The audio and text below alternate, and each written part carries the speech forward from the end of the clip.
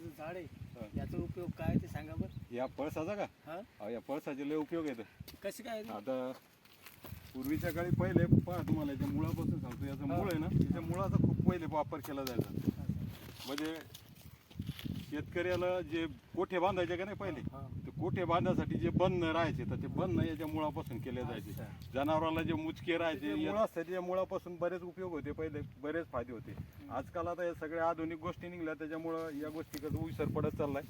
पण हे पहिल्यापासून याचा वापर केला जायचा. हे जे पळसाचे जे पानं आहेत या पानापासून जे लग्नात पहिल्या पातळवळ्या होत्या, आज सगळं आता ते रेडीमेड निघलंय. पण ते निघायच्या अगोदर या पानाच्याच पातळवळ्या केल्या जायच्या. पहिले जे जेवण करायचे लोक लग्नामध्ये याच्यामध्ये, ते याचा पूर्वीपासून वापर केला जातो. हे खूप महत्त्वाचं झाड होतं. याला खूप मान्यता होती, कारण पोळ्याच्या सणाला सुद्धा या झाडाचं महत्त्व आहे. पोळ्याच्या सणाला याच्या काड्या नेऊन बेडी म्हणून याचा उपयोग केला जायचा. त्याच्यामुळं बऱ्याच या झाडाची तोड झालेली आहे.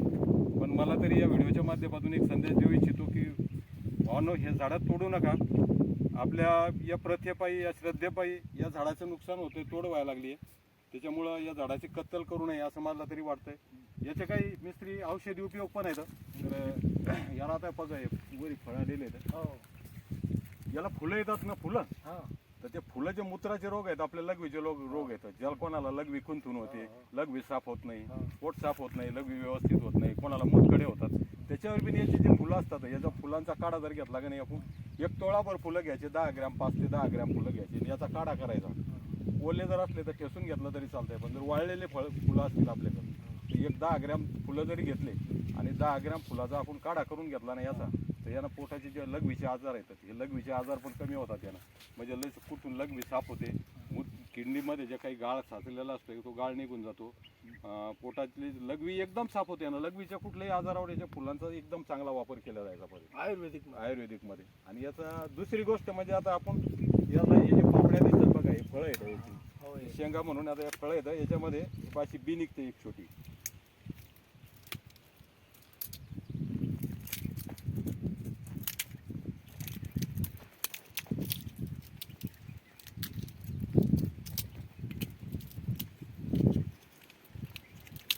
बघा ही बी निघते. आता या बियाचा एक विशेष आहे. आता ही जर बी आपण साली सोबत खाल्ली का नाही तरी यानं संडास लागते. पण हे बी एक औषध आहे. याला करायचं काय, हे जंतावरचं औषध आहे. पोटात जंत होतात का नाही, लहान मुलांना होतात, मोठ्या माणसाला होतात, बऱ्याच वेळेस मोठ्या माणसाला पण त्रास होतो जंताचा. तरी काय करायचं, या बियाच्या वरची साल जी असते ही साल खरडून काढायची. याच्यातली अर्धीच बी घ्यायची, एका बी मधली एवढी अर्धी बी घ्यायची. याची वरची साल खरडून काढायची, कारण हे साली सगट जर खाल्लं, साली सहित जर खाल्लं तर यानं संडास लागते. त्याच्यामुळे साल काढून घ्यायची याची. आणि या बियाचं पावडर करायचं अर्ध्या बियाचं. आणि हे पावडर एक कोमट पाण्यासोबत रोज सकाळी उपाशी पोटात जर घेतलं तर यानं पोटातले जंत मरतात. याचा दुसरा उपयोग असा आहे की जे त्वचारोग होते, अंगाला गचकरण, आंजूट, हे जे त्वचारोग होतात याच्यावर पण ही बी उगाळून लावली तर हे त्वचारोग पण नष्ट होतात यानं. म्हणजे लिंबात जर उगाळून लावली तर कधी कधी फोड पण येतात यानं. पण ते फोडाचं काय नाही, त्याचं जखम बरी होऊन जाते. फोड येतात त्याच्या आतलं जे पाणी असते घाण पाणी, ते घाण पाणी पुसून घ्यायचं कपड्यानं, ते जखम लवकर बरी होते. सहसा याला उगाळून लावताना तेवढी काळजी घ्यायची. एखाद्या म्हणजे गरमीच्या ठिकाणी लावून आहे, जे खुल्या जागेत लावायला काही अडचण नाही याची. तसंच याचा जो आता हे झालं बियाचा उपयोग. आता तुम्हाला सांगतो याचा जो डिंक निघतो बघा, याला डिंक असेल बघ तुम्ही,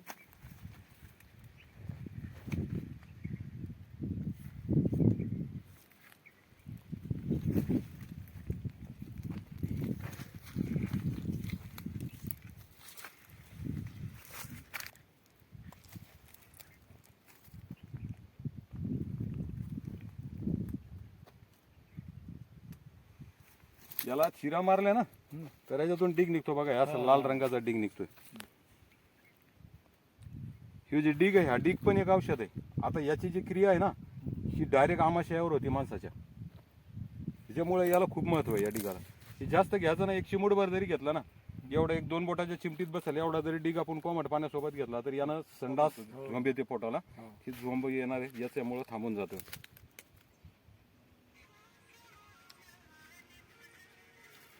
पुन्हा जेवण झाल्याच्या नंतर घशामध्ये जळजळ होती, ॲसिडिटी लोक म्हणतात, तिथं आंबट पाणी होते, घशामध्ये जळजळ होती, त्याच्यासाठी पण हा डिंक जो आहे ते जबरदस्त काम करतोय त्याच्यावर पण. आणि याचा विशेष उपयोग म्हणजे काय व्हायचं माहिती आहे का, अमाशयावर याची क्रिया होती, यानं पोटातला मुरडा ताबडतोबच थांबतोय, घशातली जळजळ कमी होते आणि आंबट पाण्याचा प्रॉब्लेम यानं सॉल्व्ह होऊन जातोय. अजून याचा एक महत्त्वाचा उपयोग आहे, याचे जे पानाचे देठ आहेत, खोकला यायला लागला आपल्याला, सुक्का खोकला असला ना, ह्याच्या गाठी असतात त्या पानाच्या देठामध्ये. हे देते. हे देठ आहेत, हे देठ आहेत का नाही, हे देठ चावून खाल्ले ना तर यानं खोकला पण राहतो. असं हां, माझ्या चॅनलवर मी एक व्हिडिओ टाकलेला आहे याचा ना, सुका खोकल्यामध्ये यानं चांगला फरक पडतो. हे लहान लेकरासाठी खास औषध आहे. लहान लेकरं औषधं गोळ्या घेत नाही, तो खोकल्याच्या घ्या म्हणलं तर लेकराला चावायला दिलं तर सहजरित्या चावू शकतात आहे का नाही, आणि यानं फरक पडतो. त्याच्यामुळे एक चांगला औषध आहे. याचा एक महत्त्वाचा उपयोग होता. तुम्हाला आठवते का, पूर्वी लोक ते लग्न झालं की स्वागरातीचे विडे द्यायचे, पानं भेटायचे, स्वागरातीचे विडे म्हणायचे. तर ते इडाचे स्वागरात्रीचे जे इडे असायचे तर ते याच्या मुळापासून तयार केले जायचे. तर याचं खोदायचे, याला पहिले खोदावलं लागतं खाली. खोदल्याच्या नंतर मूळ उघडं करायचं आणि थोडं शेंड्याला थोडंसं कापून टाकायचं. मूळ कापून टाकल्याच्या नंतर त्याच्या खाली एखादं भांडं ठेवायचं आणि त्या मुळाला वरच्या साईडनं गरम केलं आणि पाणी निघतं. ते असं गरम केल्याच्यानंतर फेस येतो त्या पाण्याचा, लाल लाल पाणी निघतं बाहेर. तर ते जे पाणी आहे त्या पाण्याचा कातामध्ये वापर केला जायचा. ते पाणी शरीराला उत्तेजना, म्हणजे जे सेक्स पॉवर असते माणसाचा, ते पाणी वाढवणार आहे त्याला, त्याच्यामुळे याचा वापर केला जातो. हे इडे दोघांनाही दिले जातात.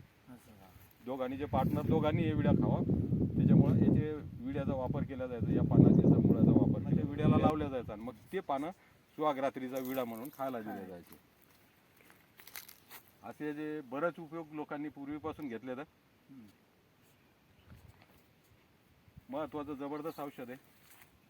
पूर्वीपासून या वनस्पतीचा वापर होत आला, एक औषधीच आहे. त्याच्यामुळं याचा फायदा नक्की सगळ्या लोकांनी घ्यायला पाहिजे. आपल्या इकडे सहजरित्याने उपलब्ध होणारी औषधी वनस्पती येतात, याचे गुणधर्म एकदम चांगले आहेत. त्याच्यामुळं लोकांनी याचा वापर नक्की करायला पाहिजे. अतिसारामध्ये याच्यामध्ये आपण एरी दवाखाने करतो, गोळ्या घेतो, हे आयुर्वेदिक औषधी, याला काही पैसे लागत नाही, काय नाही, हे करून पाहायला काय अडचण नाही. कारण पूर्वी लोक हेच करत होते.